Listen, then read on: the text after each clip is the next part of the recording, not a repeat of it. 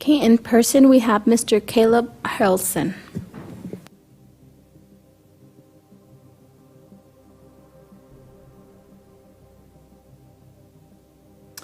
Commissioners, thank you so much for your time to listen to my concerns as an El Paso resident.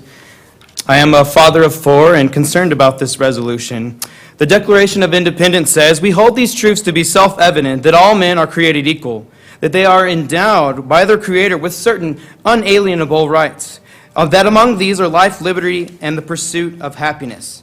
I plead that this resolution be rejected and replaced with another resolution because it promotes injustice, situational ethics, and weakens the moral conscience of our city. First off, let's talk about some definitions that need to be clarified, as I believe this resolution is filled with logical fallacies that muddy the water on true justice.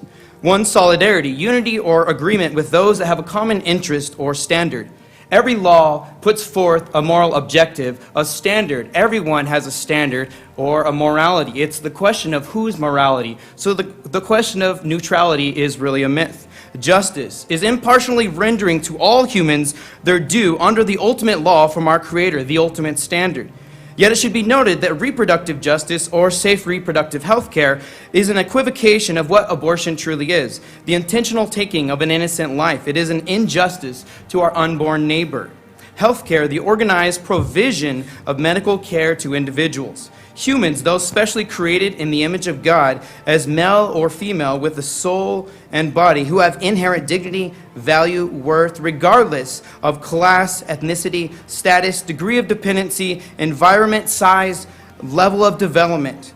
Life, according to Dr. Jaime Gordon from the Mayo Clinic, says, by all criteria of modern biology, life is present from the moment of conception. So the basic argument comes down to it's wrong to intentionally kill innocent humans. Abortion intentionally takes the life of innocent humans, therefore abortion is wrong. Arguments don't have a gender. This is a logical claim. It's not misinformation. This is a logical deduction from each of these premises. Author Greg Kokel says, if the unborn is a human person, then no justification for abortion will ever be adequate. Observation 1, this resolution promotes solidarity with the oppressor to the unborn. Evidence 1. The last whereas in the resolution says that El Paso County Commissioners Court has a responsibility to protect the health, safety, and general welfare of all its residents, to include ensuring that all of its residents feel free and safe to seek appropriate medical care. Yes, let's protect the lives of all El Paso residents starting in the womb. Let's love and support justice for both the mom and their child. National Review has demonstrated that the maternity mortality rates are worse under pro-abortion policies, and they are better in pro-life policies. When there are at-risk issues, we're talking about a life-saving issue and not looking at the intentional taking of an innocent life. Observation 2, this resolution argues for situational ethics. Evidence 1, the third whereas is brought up to justify abortion for those that are uninsured and impoverished. This is fallacious argument because abortion is not justifiable just because El Paso has many uninsured or poor citizens that are without insurance. Situation does not make murder okay. Yet praise be to God that there is full forgiveness in Christ alone for this crime of abortion and for supporting it. Evidence 2, this resolution claims to support Planned Parenthood's goal to give care without judgment, yet they make a judgment that one life is not worth protecting.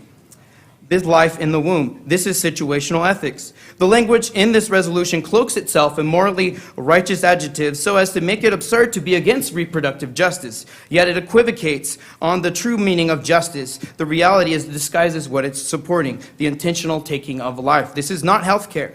It is the intentional taking of a life. Observation 3, this resolution weakens the moral fiber of our city. Evidence 1, Planned Parenthood, as mentioned, has been involved in scandals of aiding and abetting sex trafficking. Any resolution to stand in solidarity with Planned Parenthood is a resolution to stand in solidarity with sex traffickers. This is not a message that El Paso wants to send to the rest of Texas, to the U.S., and to the world. Furthermore, this is in direct contradiction to the resolution we just celebrated against sex trafficking. This is a logical fallacy.